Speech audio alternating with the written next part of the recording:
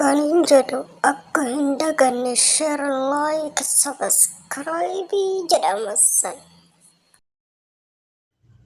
السلام عليكم ورحمة الله وبركاته جميعا كم جرتو نقا ماني جرتو الحمد لله أنا نقا انجرا كان انجرو چاينا لينك يا يومي عن قدتو قافو ما قدتو سنبتشانا الديما هرانتنا دوناتي دانو والأقري جرا طريقة دوناتي تكوبيساني سحلي يوكن قلالو مجرشو داكو برچقو لما akka barbaadani baay'ee soo barbaadan moo mushkilachuudha daakuu birchikoo lama ani kan hin godhe malaaqa shorbaa sadii immoo baking powder jechuudha fiyyoo haliiba malaaqa shorbaatiin sadii akkasuma sukkaara malaaqa shorbaatiin sadii kaameraa immoo malaaqa tokko jechuudha kanuma shorbaa kana tayyib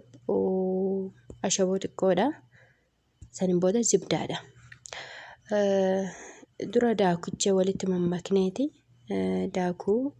haliiba sukkaara akkasuma ashaboo jara kana walitti mammakne sanin booda bishaaniin ajjarna jechuudha xinneessineetti goonefa ajiina goone yookaan hin bukeessina dhumarratti zibdaa kanatti goona akka harka keenyatti hin qaqqabannes hin mi'eessas jechuudha tayyib haala kanaan bukeessina xannoo takka wafar haala jedheen dhiifna jechuudha sanin booda hanga inni bukaa'utti yookaan hanga bokookutti dheegna na bukaa'ee yookaan bokookee jedhee didiriirsineetooni haala doonaati fakkaatu kanaan kurtanaa jechuudha tayyib ani kan inni itti kurte guddaa isaa kana bircuqoo bishaanitiin jechuudha xixinnannoo ishee tan immoo garuura bishaanii qadaaddoo isheetiin jechuudha tayyib dhiqee haala kanaan goone sanaan booda tiriirratti daakuutti nasannasnee ol keenya jechuudha saniin booda hanga bokookutti hin dheegina jechuudha ammallee hatta erga jahaaznee raawwannee xabbasuu malee nun hafne seechennee dheegnillee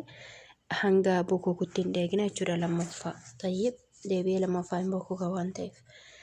saniin booda khalas zayitii mooq godhanneeti faaranis walitti hin qabsisnu xabbasuu bichuudha dhumarratti khalas haala kanaanii raawwannee yoo barbaadan chokkolaataa yoo barbaadan sukkaara daakamaa godnii tokkoon itti godhattanii nyaachuu bichaadha sinin jedha marra xilu bilaa